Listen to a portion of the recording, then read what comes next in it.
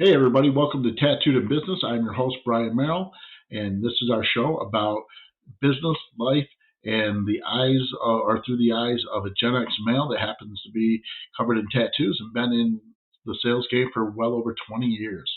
So what I wanted to talk about is, uh, we all hear this, when we're in the sales profession from our friends, family, everybody.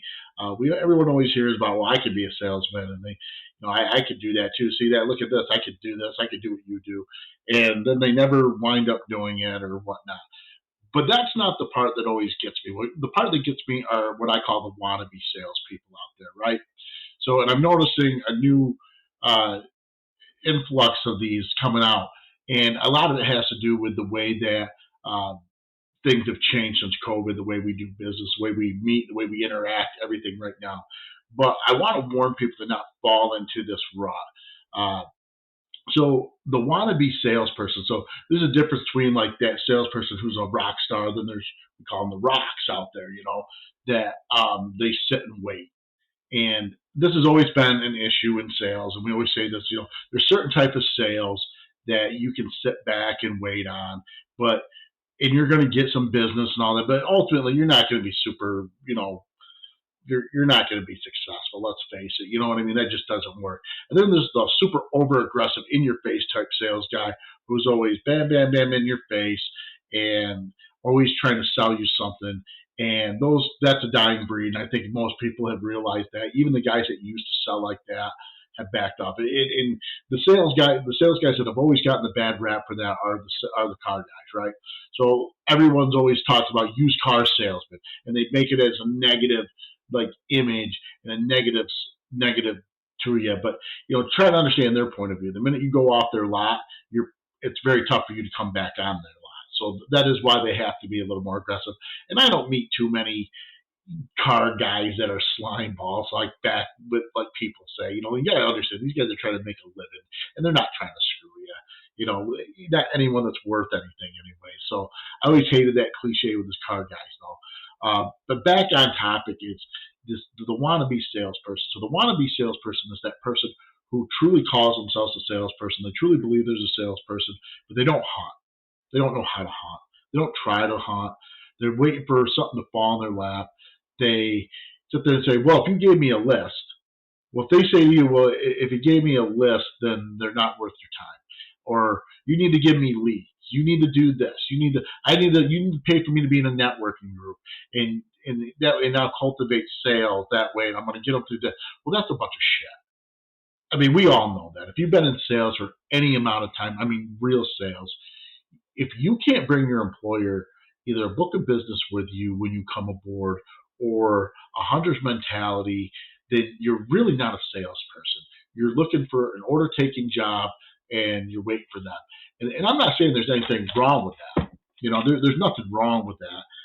It's just you're not a salesperson. You're a different role. You're a different uh, you're a customer service rep, or you might be considered an account manager. And these are type of sales role.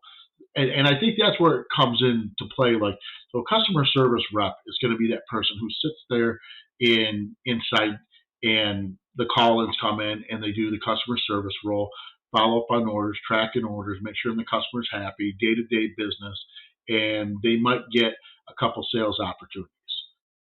That's a customer service rep. Then you have an account manager, which is a little bit different. So account manager is usually going to be hired to handle a little higher end volume customer that you have with you.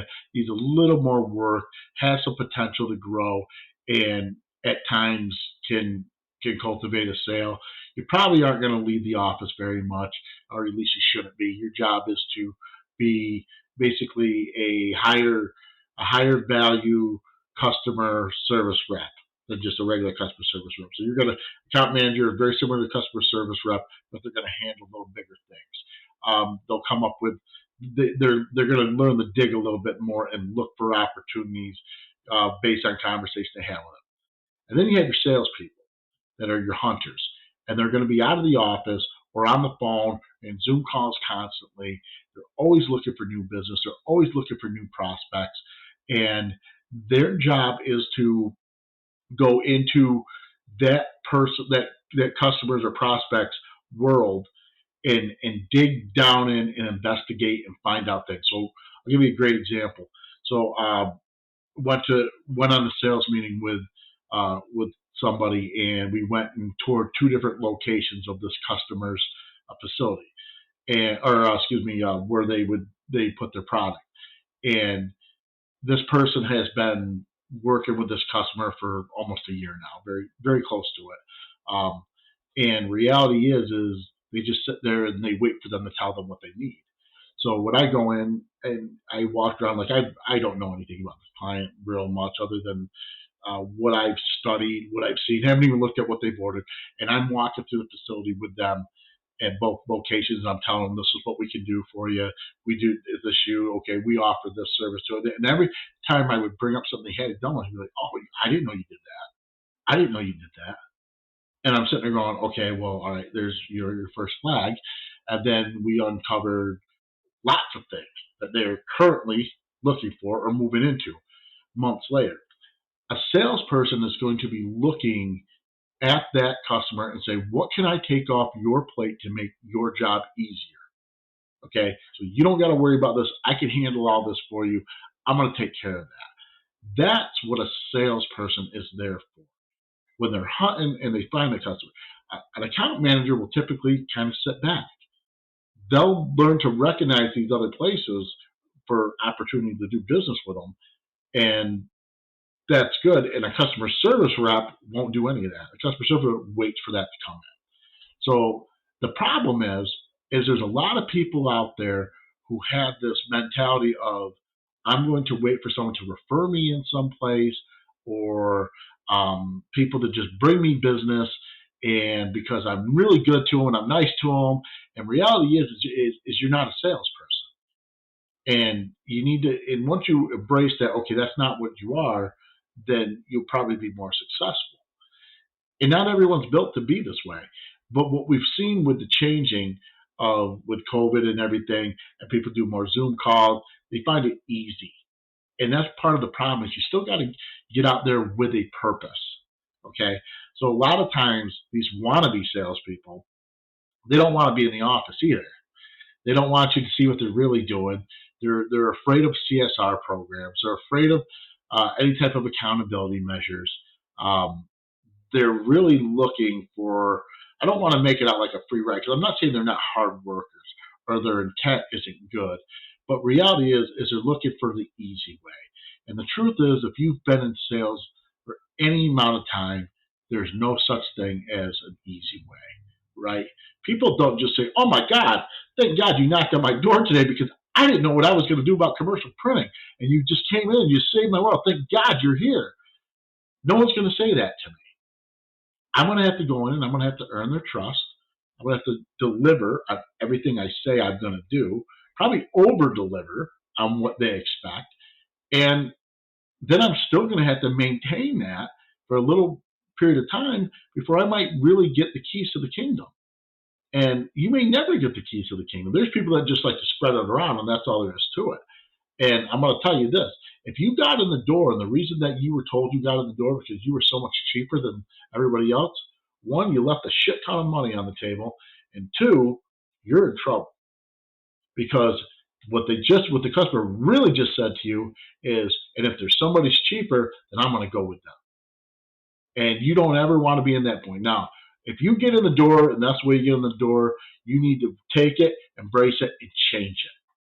So what I mean by that is, so now that you're in the door and you accept that you're lower price, you need to set yourself with your value propositions and as a partner to the point where they're not going to want to leave you, or they're going to be afraid to leave you, or that money is no longer the most important part of the whole partnership, that it's a true partnership and they value you and your service as your solution provider.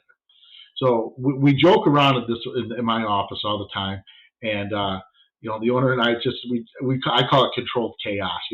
We work under controlled chaos situations, but we're solution providers. Nobody ever comes to us because they got an easy job. They want something. They come to us when there's a problem. And what I love about it, that's been my whole life. That has been my whole sales journey. Is I've never been the guy who inherited an account list or had some great customers given to them. And I'm always a guy that had to hunt, had to start from scratch, start from nothing, build my own book, and maintain it. Work, and it's always in a troubled area. It's never been, hey, hey, this territory was really good. Some guy just left, and here you go. You're going to inherit a great territory. Never had that. And you know what? Most people would sit here and be pissed off about that. I'm thankful for it because even when I've gotten lazy in sales, you still wind up pulling yourself out of it and saying, hey, how did I get here?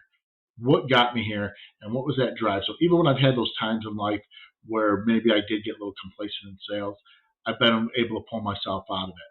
And it was great because like today we had a great call, great meeting, and real pumped up afterwards. And because like for the first time in a long time, I had some little negotiation going back and a little out of practice because a lot of times I'm not finding people negotiate. It's like, here's the price, here's what it is, or they either take it or leave it. And that's kind of how my mentality's been. But, and this is my fault. These people probably smelt the blood that, hey, maybe he's willing to work a little bit, open up the door. But it was a great conversation, great roles, but everything had value on it. And that's what a real salesperson is going to do. They're going to fight. They're going to do this. Now, I'm not saying you got to make those decisions. You might have to bring in other people and work with you and stuff. And that's the other trait. A wannabe thinks they have this mentality or this chip on their shoulder that they don't need your help or they don't need this and they know what they're doing. A real salesperson, a real hunter is always looking for any advice that might help them, advance them, and they leave their fucking ego at the door. They walk out with these chips off their shoulders. They knock it off and they realize like, hey, I don't know everything. Somebody might know more, and they don't yes you to death. So I mean that wannabe is always I know that or I got this or I know, and then you sit there and you get to a point where you get frustrated with them. And I'm talking through a sales manager point of view. Is you tend to get frustrated with that because you want go-getters. You want people that are going to dominate, be rock stars, be hunters, bring something to the fucking table. I can go out and hire anybody and say, hey, here's a list, see what you can do with it, and I probably have a 50-50 shot. I'm either going to get a good salesperson that can maintain that list and maybe grow it, or I'm going to get a freaking rock that isn't going to do shit, right? 50-50 shot. Well, we don't want that anymore. I'm telling you through someone who looks for talent and stuff now, don't want that. What I want is somebody who is going to bring me something with them. I'm coming on, I'd like to come work for you, and this is what I can do for you. And it involves bringing this person, and this person over. And they're going to put their money where their mouth is. That's what I'm looking for now. And I think that's what a lot of places are looking for. We're looking for solution providers. We're looking for that person who can get shit done. And that's what a real salesperson is going to be. The wannabe is the guy looking for where's my list, where's my gas card, where's my cell phone, are you going to give me a laptop? Here's reality. If you can't fucking invest in yourself, then how do you expect a company to invest in you? Okay? Keep that in the back of your mind when you say you want to be a salesperson. This is the greatest job and the shittiest job in the same 10 minutes. This is the job that you're going to walk in a place and you're going to get punched in the freaking face, kicked in the gut, everything thrown at you, and it might end bad, that sales call. And then the next one, you better pick your shit up, pick yourself up, walk in there, and then all of a sudden you have that guy that, hey, I really see some value in you. I'm going to take a chance on you, or I love working with you. And then you makes your day. And the other part about being a salesperson that is phenomenal, I always thought, was if I don't like what I make today, I get to change that. And let's not bullshit each other, okay? There is no such thing as an uncapped sales position. Don't let anyone bullshit, because here's the cap.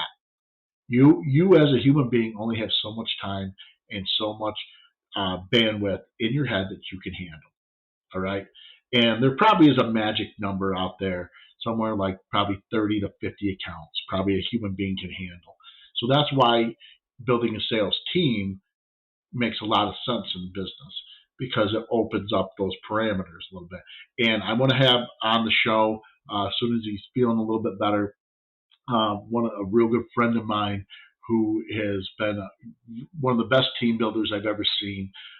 Really gets the team selling concept. Knows how to look for talent. Knows how to cultivate talent.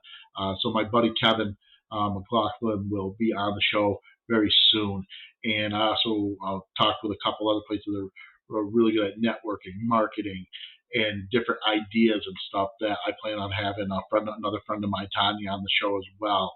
Um, so as I'm moving into this next year and through December, you're going to see hopefully some guests and some different topics on here. But the big thing I want to point out is the wannabe salespeople. Look, there's nothing wrong with with the whole concept of you want to be in sales, but don't pretend to be something you're not. And that's real because the customer's going to see through. And if you're not a person who wants to be a hunter, recognize that you're not a hunter and understand that there are different types of sales roles, of not being a salesperson that you may be really good at. Let me tell you something. A really good account manager with the right pay plan can be more valuable at times than a salesperson because they're the one that's retaining that customer. Same thing with a CSR. You have an awesome CSR that's really good at keeping a customer relationship. The customer may not have the ability to grow past what they're doing, but that CSR keeps them engaging, keeps them on that same level, and makes everything run smoothly. You're worth. You have value. You have worth, man.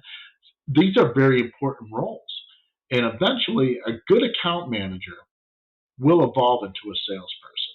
And a real good CSR will evolve into an account manager.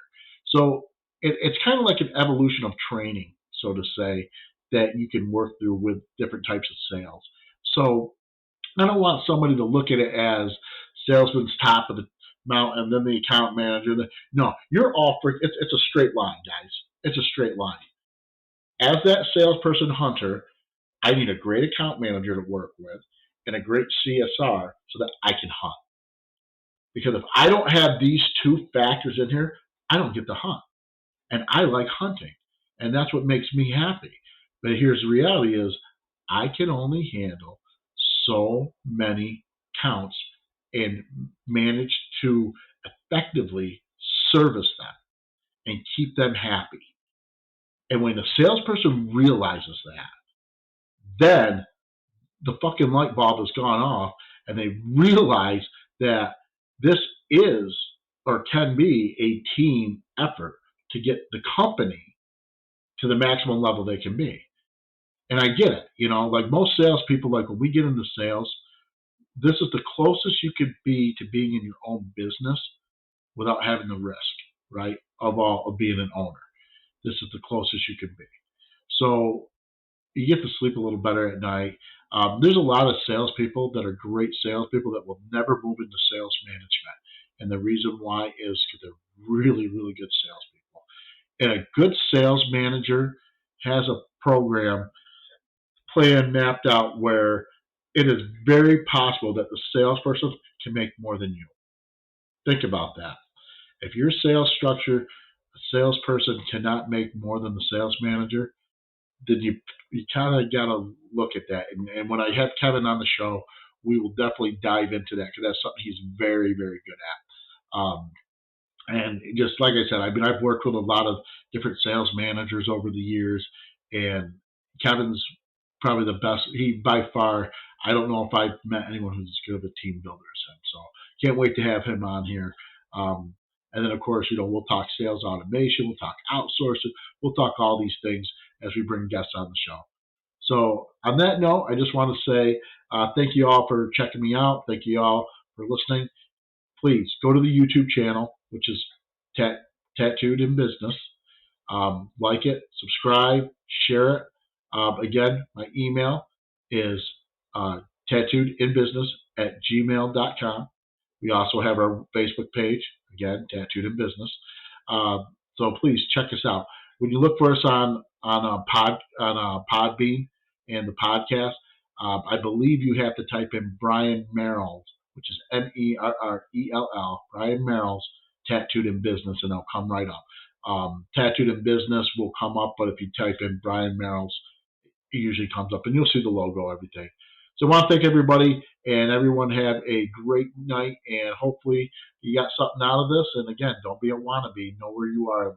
All right. Thanks, guys. Everyone have a great night.